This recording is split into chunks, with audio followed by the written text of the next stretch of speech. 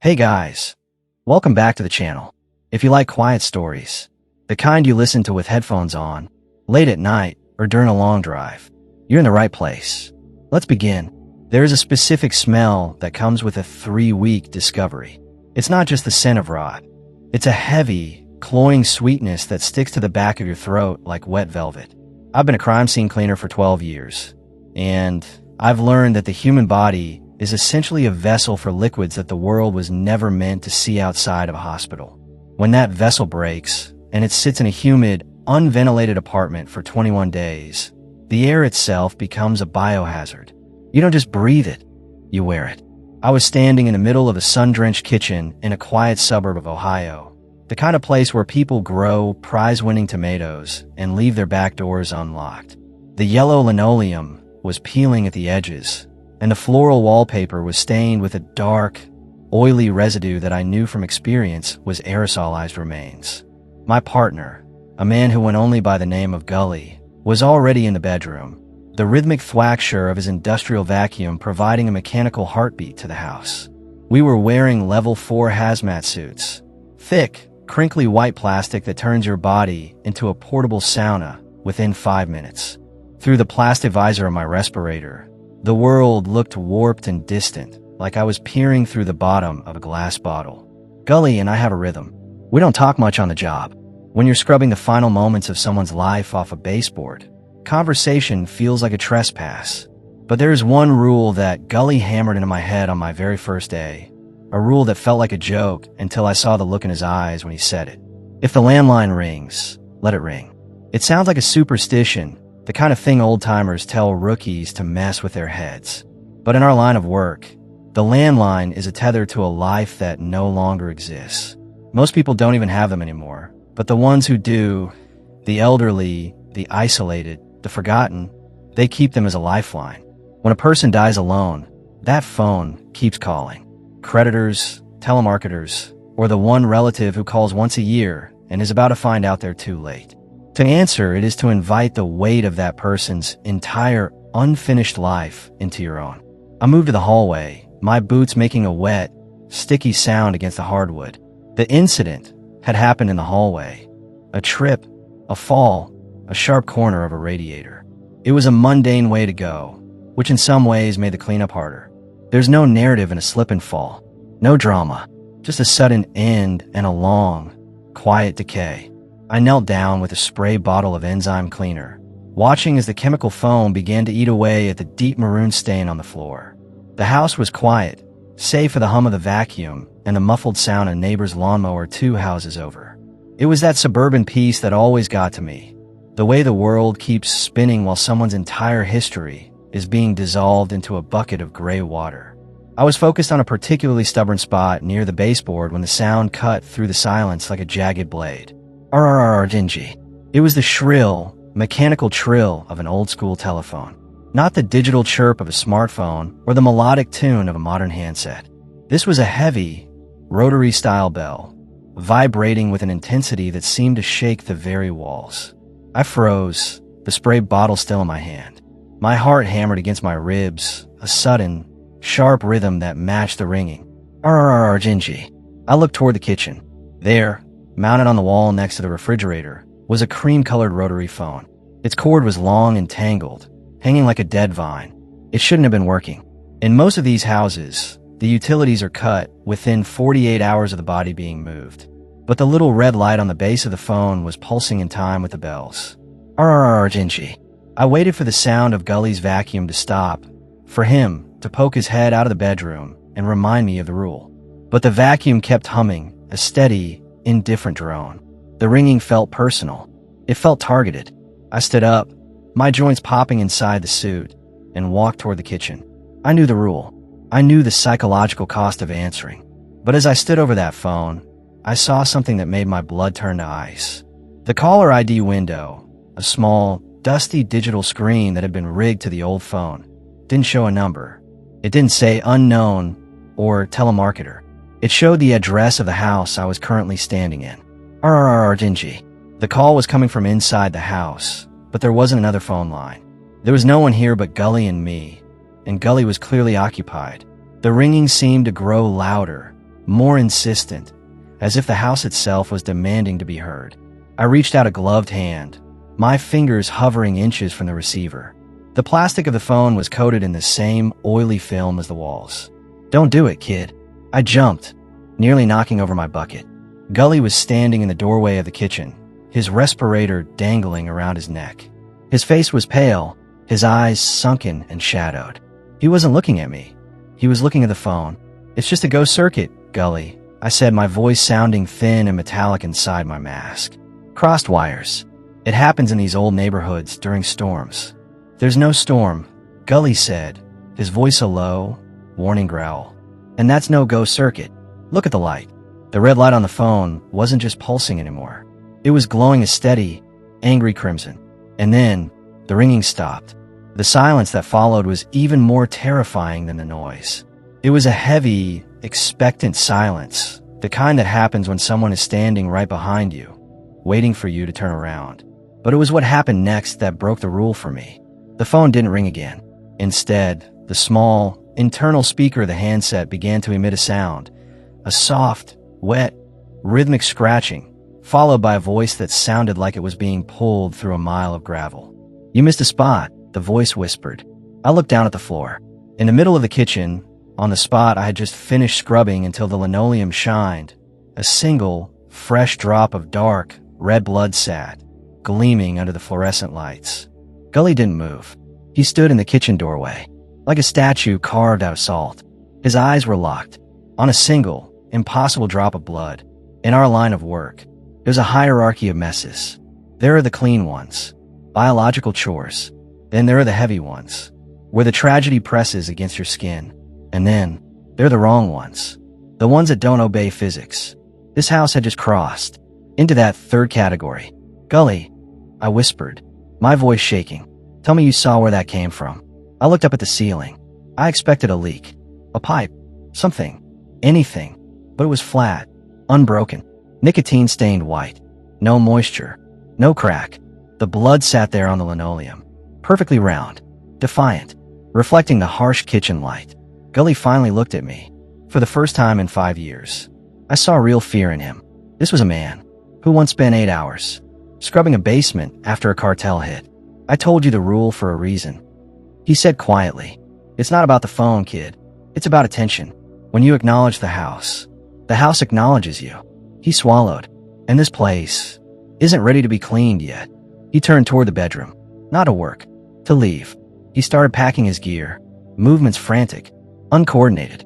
"We're done. Now," he said. "I'll tell the agency it's structural. Rotting floors. Anything. We are not staying." After the landline speaks, I should have followed him. Every rational part of me was screaming to run. But I have a defect. I need to understand the why. I looked back at the rotary phone. The red light still glowed. Steady. Malevolent. I thought about the voice. "You missed a spot." It hadn't sounded like a ghost. It sounded like a neighbor. Casual. Intimate. Like it knew my job better than I did. I didn't follow Gully. I walked to the blood. Knelt down. My suit crinkled loudly. In the silence, I touched it. Even through the glove. It was warm. Not room temperature. Body temperature. My stomach rolled. "What are you doing?" Gully shouted from the hall. "Get your gear and get out." Gully looked, but the blood moved. It didn't smear. It crawled, sliding across the linoleum, like a living thing, heading for the refrigerator. I followed it, heart hammering. The blood slipped. Under the fridge. I grabbed the handle and pulled. Metal screeched against tile. A sound so sharp. The house seemed to groan. Behind the fridge, the wallpaper was gone. The drywall was covered. In writing. Not names. Not dates. Times. 2:14 a.m. 4:48 a.m. 3:12 a.m. Thousands of them. Scrawled in a frantic hand. That grew worse near the floor.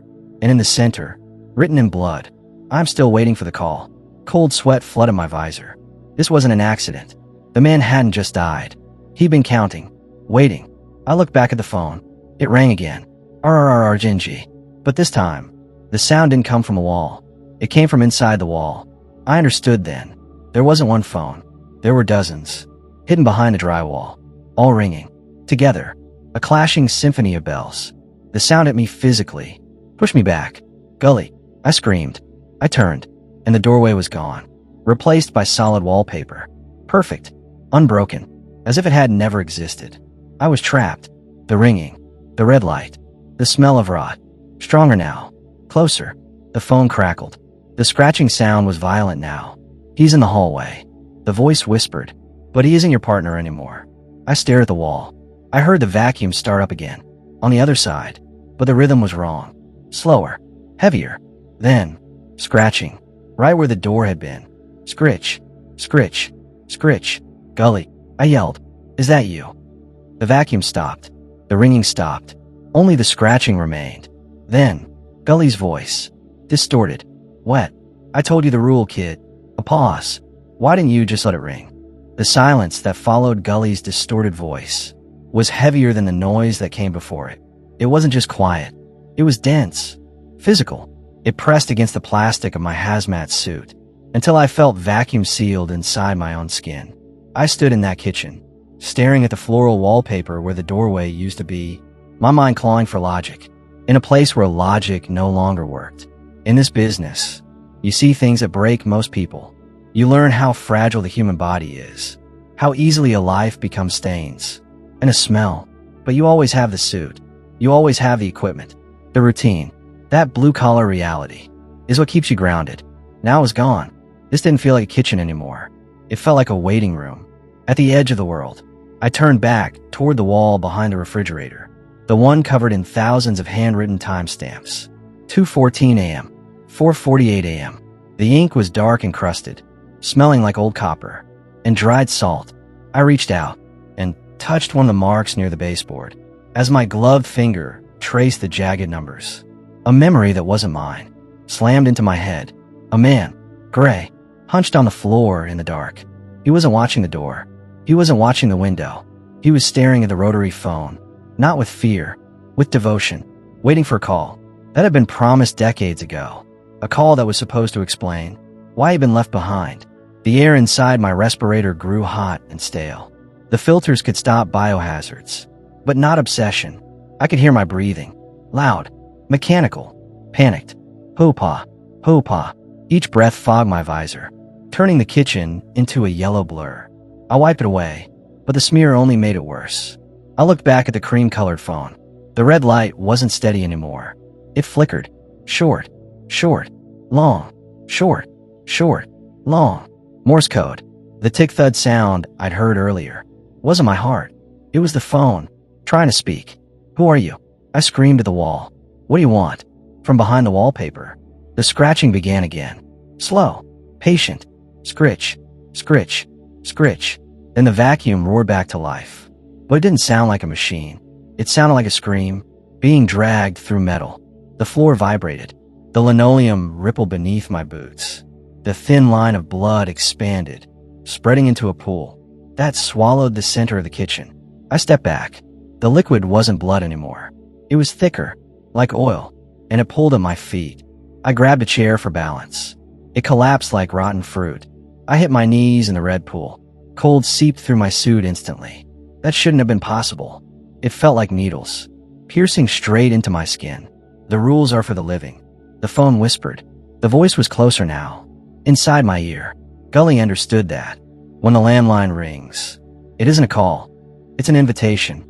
I scrambled toward the window. Outside, green lawns, white fences, a neighbor mowing his grass. I slammed the glass and screamed. No sound. The window didn't move. The neighbor didn't look up. His movement was too perfect. A loop. The window wasn't real. It was bait. I turned back. The kitchen was gone. The walls were cream-colored plastic. The timestamps were everywhere. Ceiling, floor, refrigerator. And in the center of the room stood Gully, or what used to be him. His suit hung in strips. His face was gone. Smooth. Plastic. A rotary dial sat in the center of his head. The vacuum in his hand wasn't sucking air. It was sucking light. Shadows stretched toward me. The sequence is almost complete. The dial spoke. One more witness. One more listener. I understood then. The rule wasn't for us. It was for the house. Let ring, and the dead stay in the wires. Acknowledge it, and you join the circuit. My gloves were turning cream-colored. My fingers stiffened, fusing. I grabbed the counter blindly. My hand landed on the phone. It vibrated violently. There was only one way out. I had to finish the call. I lifted the receiver. The smell hit me again. But this time, it came from inside the phone. "I'm hanging up." I whispered. "You can't." The voice replied. It was my voice. "You're the one." "Who called?" The weight of the receiver in my hand felt like it was made of lead and bone. In a world outside these walls, the world of sun-drenched sidewalks, and people who worried about their lawn height, a telephone was just a tool. Plastic, copper, a bridge between two silences. But here, in the suffocating heat of this yellow kitchen, the phone was an anchor, a physical manifestation of a psychic debt that had been accruing since before I was born. I stood there, my knees shaking inside the stiffening plastic of my hazmat suit, staring at the creature that used to be Gully. The rotary dial in the center of his face clicked as it reset, a dry, mechanical sound, like a tooth being pulled from an empty socket. I realized then that my career as a crime scene cleaner had been a long, slow walk toward this exact room. We think we choose our lives, but staring at the cream-colored walls and the pool of living blood at my feet, I understood something else. The agency hadn't hired me for my stomach or my work ethic. They hired me because I had the right frequency. I could hear the static between the stations. I looked at bloodstains and didn't just see a mess. I saw a story that hadn't found its period yet. "I'm hanging up," I said again. The words fell hollow, like stones dropped into a bottomless canyon. My voice echoed back at me from the receiver, layered with others. The frantic whimper of the man who died here, the clipped professionalism of police dispatchers, the sobbing of a woman from 40 years ago, waiting for a husband who never came home. They were all trapped in the copper wires, a choir of the forgotten, singing a song of infinite delay. I tried to pull the receiver away. The cord moved. The long, tangled vine of cream-colored plastic wrapped around my arm. It wasn't touching me. It was fusing. I watched in detached, clinical horror as the plastic melted into my suit, and the suit melted into my skin. There was no pain, only the feeling of becoming. I was being integrated. I was becoming hardware. The Gully thing stepped forward. The vacuum in his hand was no longer a tool. It pulsed, like a black heart. "The landline is what remains," the dial whispered. "When the person is gone, a house is a body. The pipes are veins. The wiring is the nervous system. And the phone is the memory. When you answer, you aren't talking to a person. You're talking to every word ever spoken here. You're trying to converse with a haunting." I looked down. The blood wasn't spreading anymore. It was rising.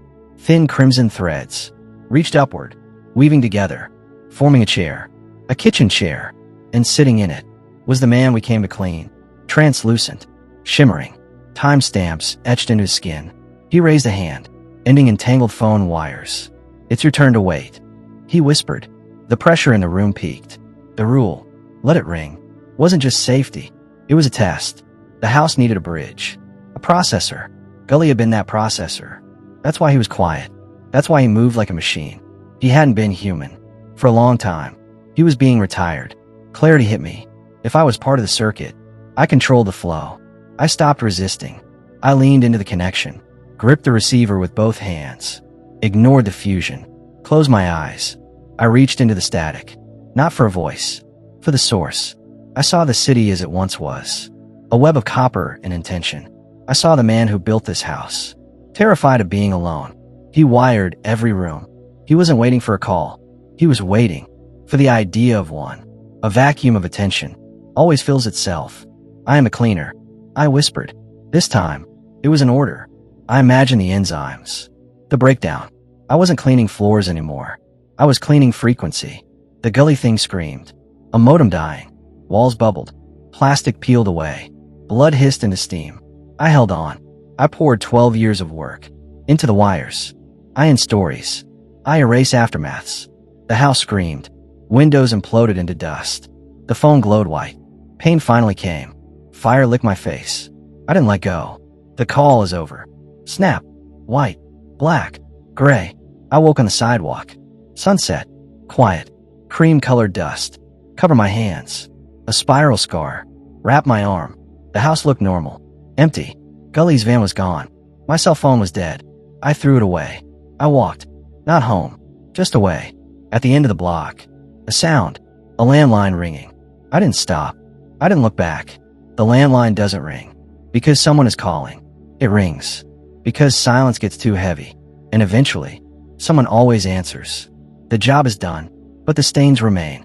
If this deep dive into the horrors of the job kept you looking over your shoulder, let us know in the comments. Have you ever worked a job that changed how you see the world? Tell us below. Like, subscribe, and remember, if the phone rings in a place that should be empty, just let it ring.